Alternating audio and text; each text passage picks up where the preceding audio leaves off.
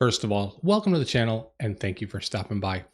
I've been a 390 Adventure owner since 2020 and I've upgraded entirely too many parts in order to make it the best road and off-road bike possible. In the nearly 27,000 miles I've ridden, I've taken the bike on 2,000-mile road trips, ridden it on several almost 1,000-mile road trips, ridden hundreds of miles of dirt when I arrived, and then rode it home again. I've motocamped from the bike, attended multiple adventure rallies, and been on more than a few BDRs and recently the Black Hills BDRX. It's become, over the past 4 years, without a doubt, my favorite motorcycle. To say that I was excited when KTM finally unveiled the bike's replacement at EICMA this year is an understatement. I've spent entirely too much time going over the footage, the screenshots, and the known and speculated information available on the KTM 390 Adventure R. And as a longtime 390 Adventure owner, I do have some thoughts. In order to keep this from being an hour-long video, I'm going to go over my top 5 features that make the 390 Adventure R a must-buy for me. Now, the bike has a host of new features, and I imagine my list is going to appeal most to people who are looking for a bike that can do everything well. Not the best on-road bike, not the best off-road bike, but the one that's going to get you to the trail, let you ride the trail, and get you safely home. Number 1, cruise control. Now, I have added Viridian cruise control to my 390 Adventure, and I've ridden quite a few 1,000+ mile trips before I had cruise control and with Viridian Cruise. While I would never argue that cruise control is a must for an adventure bike, I will argue all day that it's an amazing quality of life improvement.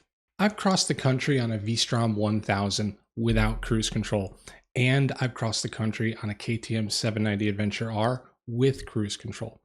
And despite the V-Strom being superior in every way as a touring motorcycle, the cruise control on the 790 Adventure R would absolutely make it my choice if I were going to be taking that trip tomorrow. I've said it before, cruise control is magical.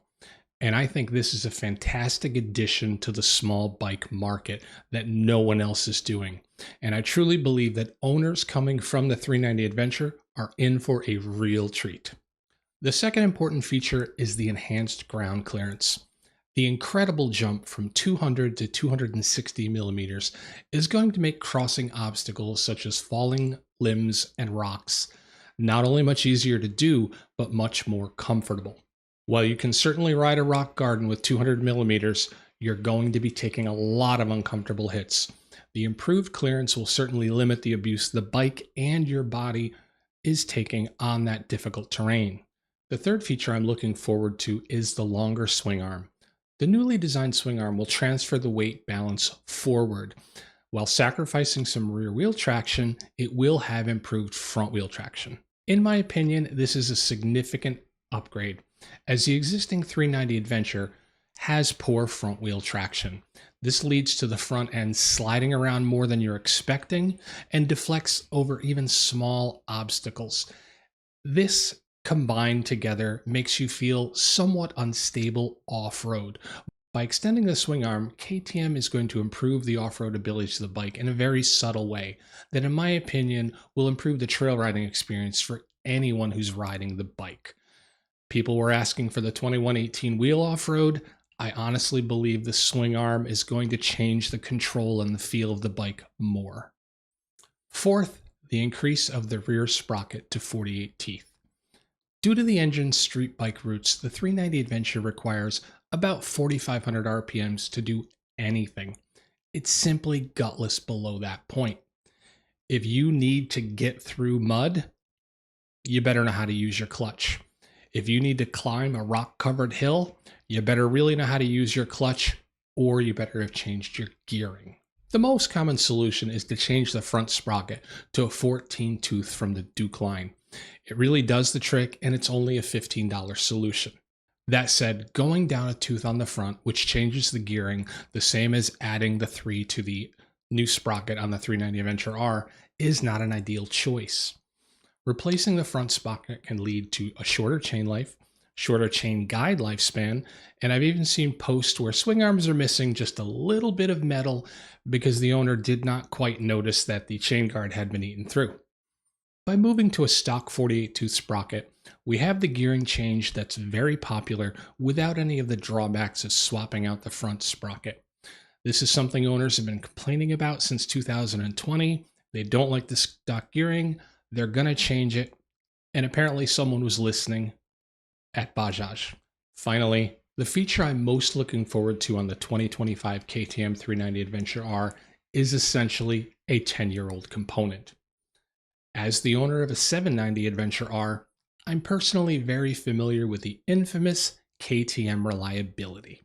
And reliability is not a common complaint of the LC4C engine, which the latest version of is powering the 390 Adventure R, as well as the Enduro R and the SMCR. While I would have purchased the now canceled 490 Adventure, I would have been more than a little concerned about reliability. By using the time-tested LC4C engine, the 390 Adventure R puts those concerns aside, as while it offers only small increases to power and torque, which in all honesty, I don't think are going to be noticeable, it is a reliable engine with great parts availability. And when I'm taking my bike on an adventure, a road trip, deep into the woods, I am a lot more concerned about reliability than I am having a little bit more power that I might find in an actual 450 class engine.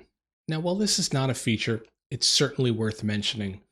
I believe Bajaj has worked hard to gain their customers' money with this new bike. And I really feel that we need to give credit where credit is due.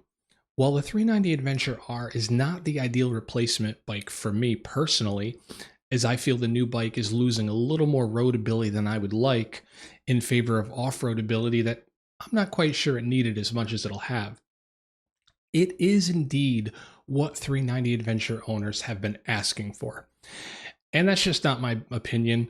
I put a poll up on our 47,000 390 Adventure owner Facebook group, and by, almost 3/4 of them want this bike. They like what this bike is offering. They're ready to spend their money.